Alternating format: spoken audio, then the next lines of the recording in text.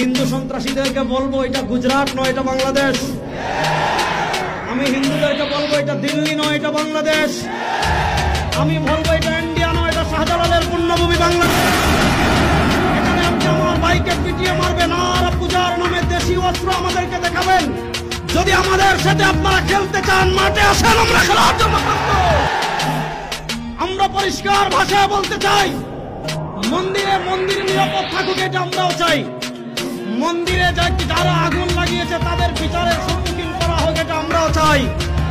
কিন্তু আমার নিরীহ মুসলমানদেরকে যারা ঘন্টার পর ঘন্টা বন্দি রেখে তাদেরকে যারা পিটিয়ে শাহাদাত বরণ করেছে, মনে রাখবেন মুসলমানের রক্ত পান করে পৃথিবীর কেউ নিরাপদ থাকতে পারে নাই, আপনারাও পারবেন না।